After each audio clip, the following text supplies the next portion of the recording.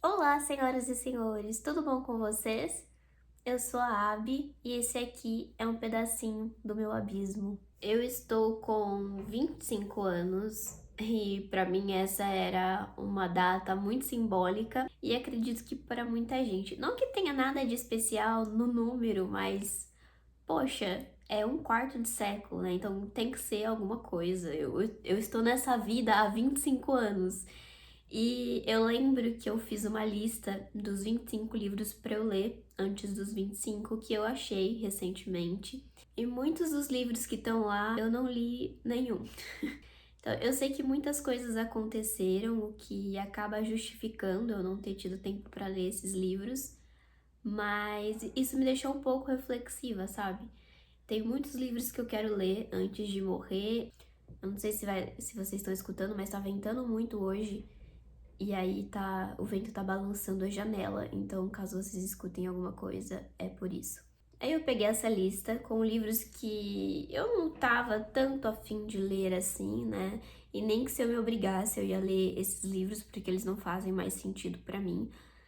E eu refiz ela, né? A maioria continuou, mas eu coloquei alguns outros livros que hoje pra mim faz muito mais sentido.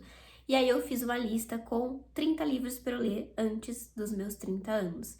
Eu tenho aí 5 anos, né, para conseguir ler. Se a gente for pensar, 5 anos não são nada, mas ao mesmo tempo, 5 anos podem acontecer tantas coisas. Tipo, o que eu vou estar fazendo daqui a 5 anos? Será que eu vou estar casada? Será que eu vou estar trabalhando com as mesmas coisas? Será que eu vou ter filhos? Ou eu vou estar pensando em ter filhos? Tipo assim, muita coisa pode acontecer em 30 anos. Eu vou estar no Brasil ainda em 30 anos, sabe?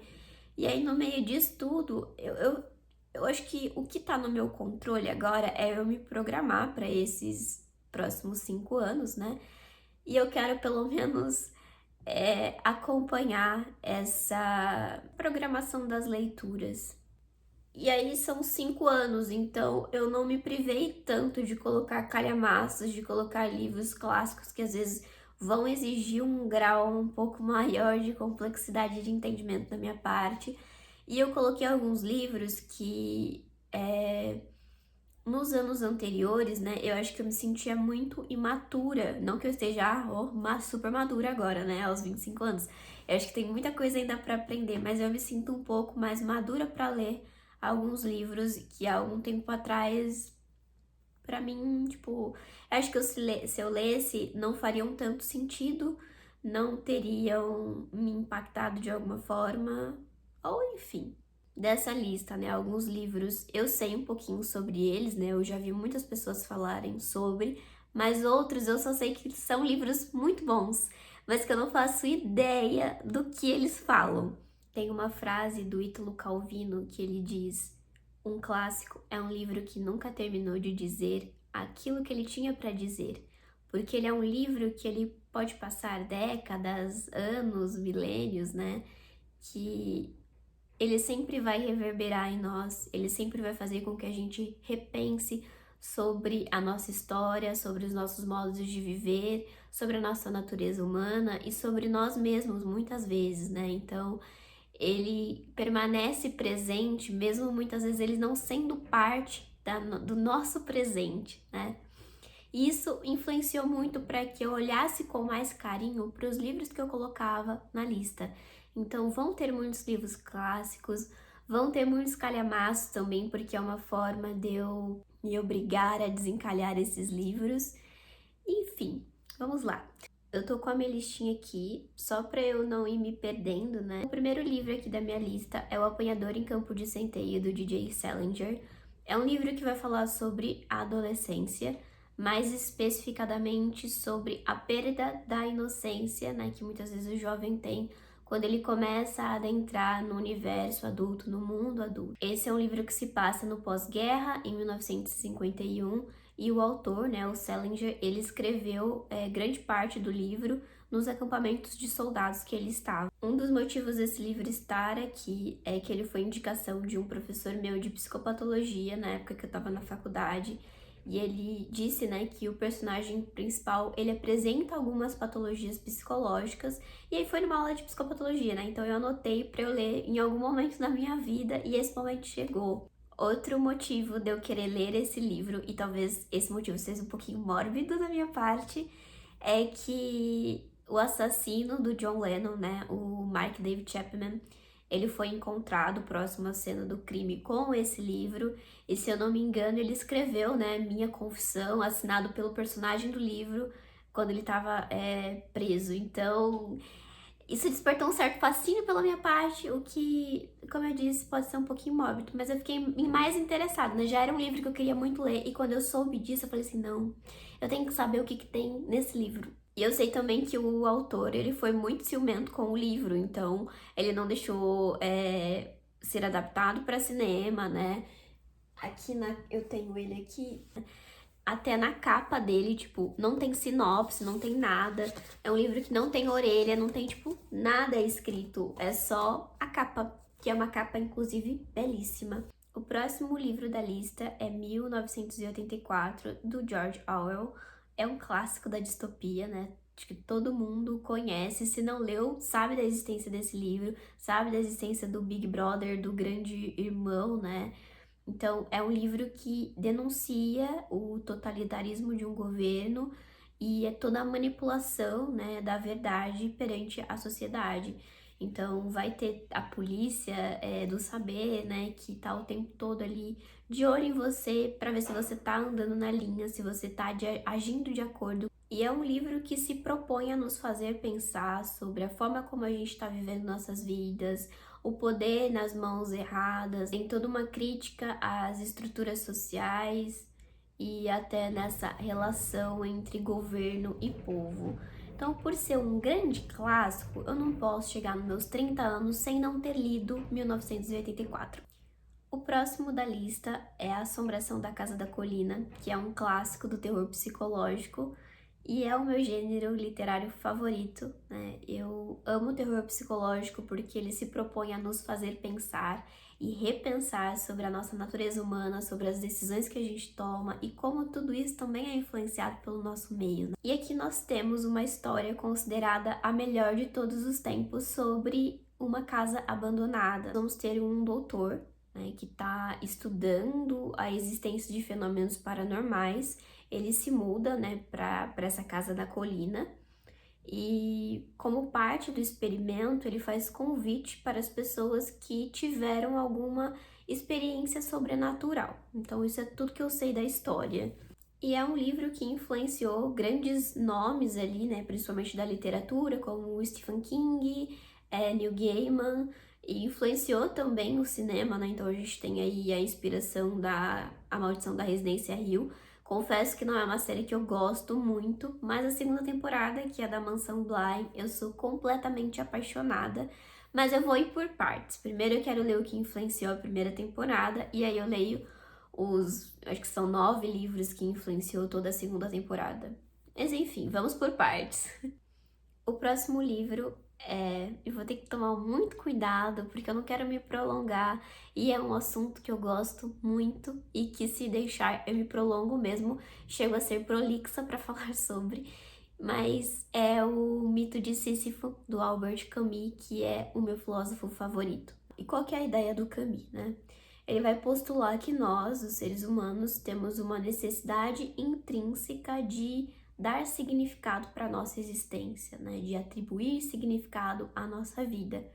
Ao mesmo tempo que somos confrontados por um universo indiferente, né? Então ele vai questionar como é que nós vamos dar sentido para nossa existência num mundo tão absurdo e sem sentido. Então, o absurdo, ele vai ser esse mal-estar, né? Esse sentimento que a gente sente quando estamos diante de nós mesmos, ao mesmo tempo que a gente colide com a falta de razão e de sentido no mundo. O próximo livro da lista é Os Miseráveis. Quem nunca ouviu falar de Os Miseráveis, né? É uma obra extremamente importante, favorito de muita gente e um baita de um calhamaço. Eu procrastinei também muito tempo por ler. Eu sei que é um livro que vai mudar a minha vida, né? Eu tenho até um amigo, Marcelo, que ele se desafiou em ler Os Miseráveis em 31 dias, então talvez eu me desafie a tentar ler em 30. Mas Eu acho que é uma leitura que vai doer muito e vai me trazer muitas reflexões, né? Fala um pouquinho da sociedade francesa, sobre injustiça social, pobreza, redenção, amizade. Então eu sei que vai me marcar de muitas formas positivas e eu já tô preparando o lencinho, mas eu acho que a parte de eu nunca ter iniciado é justamente por ser um baita calhamaço. Eu não quero morrer sem ter lido Os Miseráveis, então vou encarar e tá aí como meta pra eu ler até os meus 30 anos. Eu fiquei pensando nos livros brasileiros e eu sei que tem dois favoritos de muita gente, que é Capitães de Areia e Meu Pé de Laranja Lima. Então eu fiquei na dúvida de qual eu iria ler e eu acabei optando pelo Meu Pé de Laranja Lima, porque é um livro que eu quero ler com a minha sobrinha. Esse livro ele garante o seu lugar como uma obra muito importante para a nossa literatura brasileira e ele vai falar sobre um retrato muito sensível de uma infância e também numa infância vivendo na pobreza. Em oitavo lugar, eu infelizmente não poderia deixar fora a JK. Então eu coloquei Harry Potter. Eu nunca consegui finalizar a obra inteira. Lá atrás, quando eu comecei a ler, eram livros emprestados de uma amiga minha. E aí ela só me emprestou até o terceiro, até eu me mudar de cidade, então eu não consegui finalizar a leitura. Eu retomei a releitura, né, ano passado, em 2023, eu li o primeiro. Esse ano eu li o segundo, provavelmente vou ler o terceiro esse ano também. Mas eu quero chegar aos meus 30 anos tendo finalizado pelo menos até A Ordem da Fênix. Outro autor que eu queria trazer pra cá é o Stephen King, que é o meu autor homem preferido. Tem alguns calhamaços dele que eu gostaria muito de ler, só que aquilo, sempre que eu falo de calhamaços, eu fujo, entendeu? É muito grande, leva muito tempo e às vezes eu acabo fugindo por medo mesmo sabendo que vai ser de boa a leitura. E aí, quando se trata do Stephen King, eu pensei nos que eu mais tenho vontade de ler, e eu sei que são livros, assim, que muita gente indica. Um deles que eu pensei, né, foi Sob a Redoma, It a Coisa e A Dança da Morte. Então, são os três calhamaços que eu mais estou com vontade de ler do King. Só que eu não posso também sair comprando calhamaços e esquecendo dos livros que eu já tenho aqui em casa, sabe? Que eu já gastei dinheiro. Então, eu acabei optando pela Dança da Morte, porque é um livro que eu já tenho, eu não vou precisar gastar. E aí, a Dança da Morte, né, bem resumidamente, vai falar sobre uma pandemia, olha que conveniente. Sobre uma pandemia, né, de um vírus. Então, temos aí mais de 1000 páginas falando sobre isso, um apocalipse, praticamente. O próximo livro da minha lista também é brasileiro, é da Maria José Silveira e vou ter que ler A Mãe da Mãe de Sua Mãe e Suas Filhas. Esse livro vai contar, através de uma linhagem de mulheres, a história do nosso país. Então nós vamos ver, através do olhar feminino, uma sociedade aí de 500 anos que foi explorada, dominada e oprimida. Em 11º lugar, nós vamos ter a Octavia Butler com Kindred, Laços de Sangue, um livro que eu tô muito ansiosa para ler, porque eu quero muito conhecer a escrita da Octavia. Eu já ouvi falar muito bem dela, principalmente desse livro. O livro, ele vai falar sobre viagem no tempo. Então nós temos a nossa protagonista, que é uma mulher negra que vive em 1976, e aí ela viaja no tempo para 1815, se eu não me engano, e por um período onde principalmente a população negra não tinha direito algum, né? Não tinha recursos nenhum. É um livro do século XX. A personagem vai voltar para o século XIX e eu vou estar lendo esse livro no século XXI. Em um país onde nós tivemos recentemente a primeira prisão por racismo, que foi agora, em agosto de 2024, a primeira pessoa que foi presa por racismo. Imagino que vai reverberar muitas coisas e vai me atravessar de formas que eu não consigo nem descrever. O 12º livro é Pachinko, que eu imagino que você já tenha ouvido falar sobre. Foi um livro muito hypado aí nos últimos anos. Também saiu lá na lista dos 100 melhores livros do século XXI, do New York Times. É um livro que vai falar também sobre gerações, né? Mas de uma família coreana que e migrou ali pro Japão, né, na época da Guerra da Coreia e de vários outros acontecimentos. Então nós vamos acompanhar 100 anos de história. Eu acho que a gente consome hoje muitos conteúdos da Coreia, né, e eu particularmente tenho grande apreço pela cultura, pelos filmes, pela música, pelas doramas. Estou muito curiosa para conhecer um pouquinho mais sobre a invasão da Coreia, sobre a imigração coreana, né? E também porque eu sei que vai ter temas como feminismo, identidade e esse sentimento de pertencimento, ou no caso de não pertencimento. Em 13º eu coloquei Coraline. Acho que todo mundo tem, né, uma estratégia aí para se autorregular quando está diante de alguns sentimentos que não são tão agradáveis, seja ele ansiedade, medo, ou até quando você está muito deprimido, né, você acaba recorrendo a coisas que você sabe que vai te deixar confortável, tanto para você identificar o que você está sentindo, quanto para você elaborar e muitas vezes acolher esse sentimento. E eu tenho muito isso com Coraline. Então, eu não pude deixar de colocar na lista, né? Coraline, o livro, em 13º, então entrou, Neil Gaiman. Sempre que eu sinto muito medo, normalmente envolvendo o novo, o desconhecido, eu acabo sentindo uma desconexão sobre uma parte minha, sabe? É como se realmente eu perdesse uma parte da minha identidade. E quando eu me sinto dessa forma, sabe? Quando eu me sinto amedrontada ao ponto de eu perder algo de mim, eu acabo recorrendo a Coraline. Então é um filme conforto para mim, para justamente me dar uma dose de coragem. E eu nunca li o livro. E talvez eu não tenha lido justamente porque o filme é muito bom. Eu sei que eu tenho essa coisa de, às vezes, eu prefiro ler um livro antes de assistir um filme. Porque se eu assistir um filme, eu vou demorar muito tempo, ou talvez eu nunca leia o livro. E acho que foi uma das coisas que aconteceu com Coraline. O filme, pra mim, ele é tão perfeito, ele é tão bem feito, ele tem uma produção artística impecável, né? Que eu acabei, às vezes, não recorrendo à literatura. E é algo que eu quero muito, porque eu sei que às vezes o filme não é possível, né? Por questão de tempo, por questão de recurso. E foi um filme que já demorou muito tempo para ser produzido, né? Por ser em stop motion. Mas eu sei que tem mais coisas na literatura, que tem mais detalhes. E eu estou ansiando por esses detalhes, por isso que entrou aqui na lista. O 14º livro também é um livro que tem essa proposta do feminismo, né, do direito das mulheres, pra gente repensar muito nisso. É um livro muito importante da Margaret Atwood, que é O Conto da Aia, e traz questões relacionadas aos direitos civis, a debates de identidade de gênero, de poder, né, de relação de poder, de patriarcado.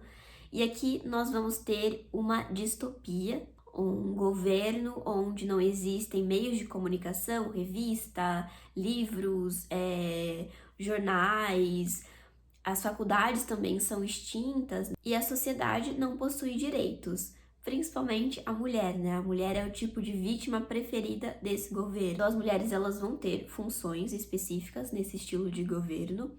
As aias, elas são pertencentes, são mulheres pertencentes ao governo e elas existem unicamente para procriar. Então, só essa premissa por si só já é muito pesada, né? Já viola muita coisa. Então, é um livro que eu quero ler antes dos meus 30 anos. O 15º, eu coloquei um clássico da ficção científica, que é Eu, Robô, do Isaac Asimov, né? Eu sei que ele é um livro dividido em contos, né? Acho que são 9 contos.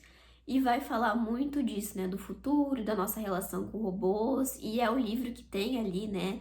As leis da robótica. Eu quero conhecer mais do universo do Asimov, mas eu preciso de uma porta de entrada. O único livro que eu li dele foi O Homem Bicentenário, que eu fiquei assim encantada. Em 16º entrou O Efeito Lúcifer, como as pessoas boas se tornam pessoas más, do Zimbardo. Esse foi um experimento feito em 1971, se eu não me engano. Foi um experimento de prisão, né, lá em Stanford. E ele vai meio que elucidar para nós o quanto as condições e o ambiente influenciam sobre o comportamento dos seres humanos.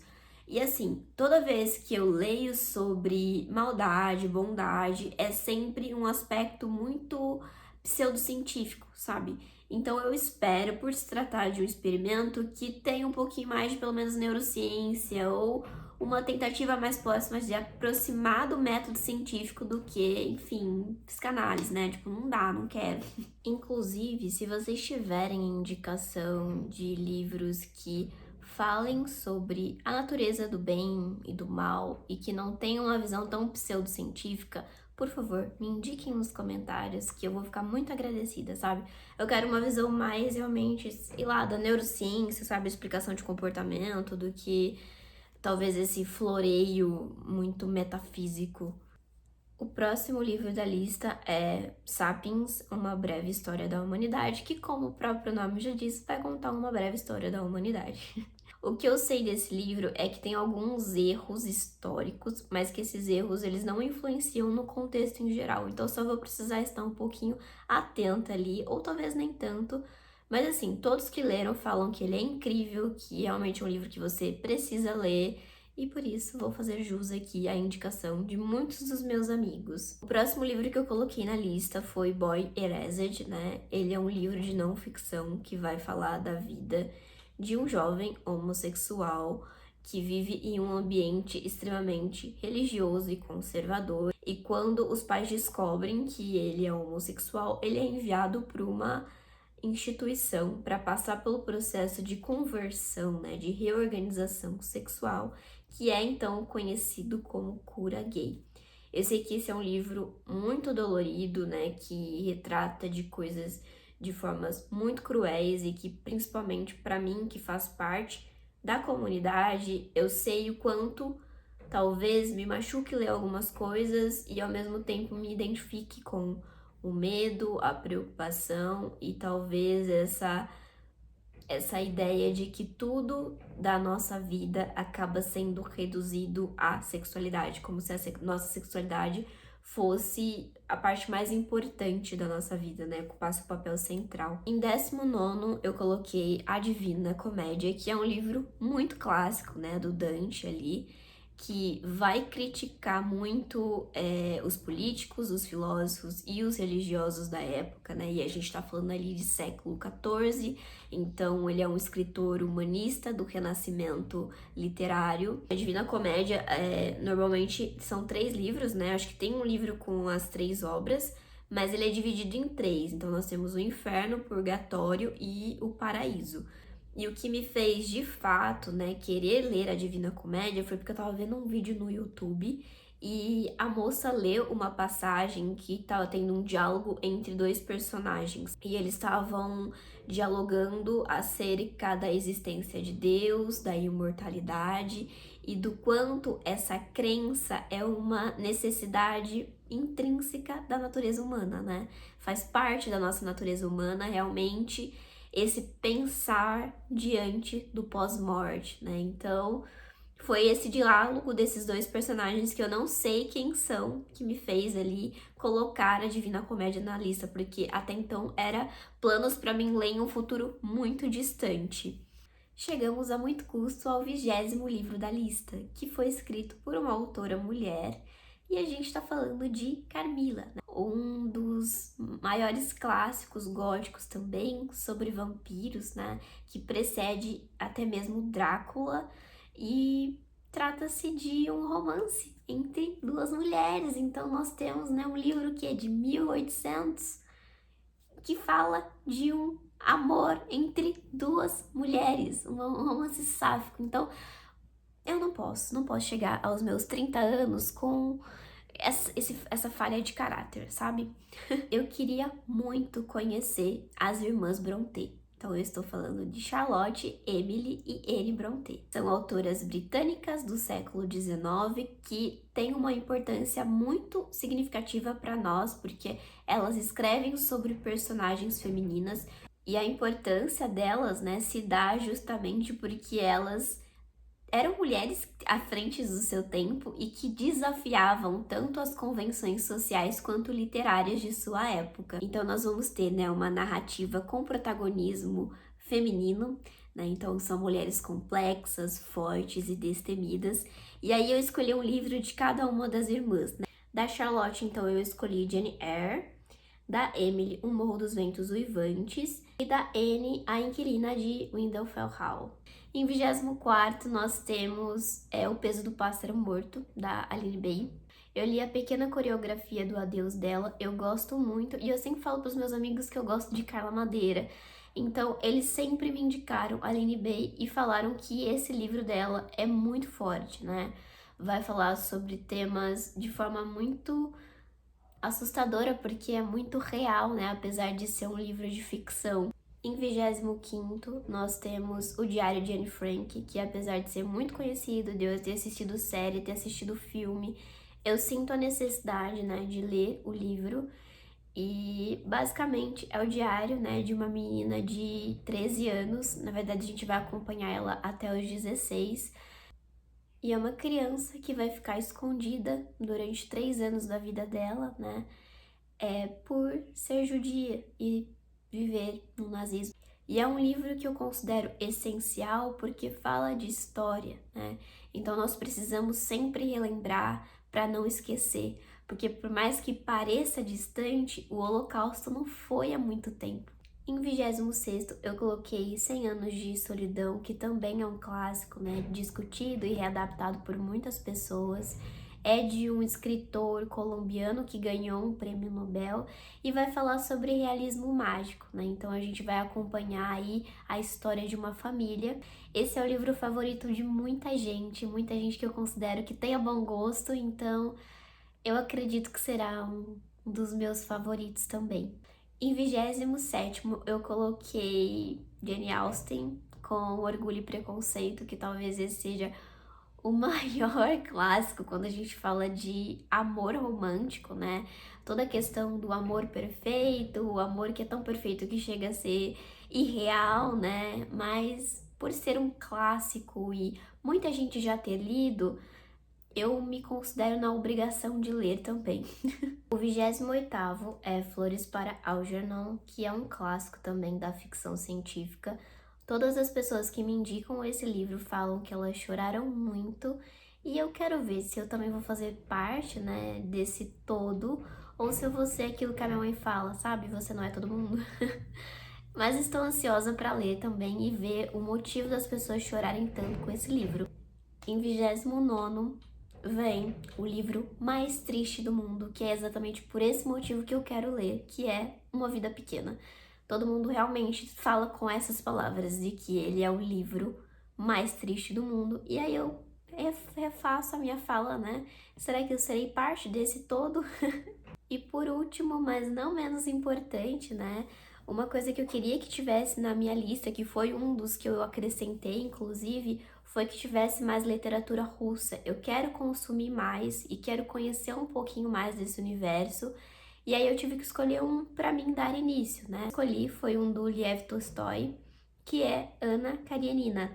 Esse também é o livro preferido de muita gente que eu considero de bom gosto, então por isso que ele entrou na minha lista e por isso que eu não trouxe outros escritores, né? Eu fui logo direto nesse, porque quem me recomendou é alguém que eu confio muito. Tudo que eu sei desse livro é que ele vai trazer dualidade, sabe? Entre muitos conceitos e entre muitas coisas. A começar pela dualidade de família. Então ali nós vamos ter, né, a história de duas famílias que são completamente diferentes uma da outra. E ufa, chegamos ao fim. Se você me acompanhou até aqui, por favor, comenta nos comentários, não me desaponte, Abi, porque assim eu vou sentir uma pressãozinha maior para poder dar andamento, né, nas leituras. E eu vou adorar também se vocês quiserem compartilhar a listinha de vocês, né, seja dos 20 livros para ler antes dos 20, antes dos 25, dos 30, dos 40. Eu acho que a parte mais gostosa realmente é a gente parar para fazer a listinha. As leituras a gente deixa para depois. Brincadeiras à parte, eu vou adorar acompanhar o que vocês estão programando para ler daqui, sei lá, 1 ano, 5 anos ou até há 10 anos, tá bom? E aí o que eu vou tentar fazer é, pelo menos no meu aniversário, né, atualizar como é que tá essa lista, se eu tô progredindo ou não, né? E se vocês quiserem me acompanhar nessa, vamos que vamos. Um beijo e até a próxima!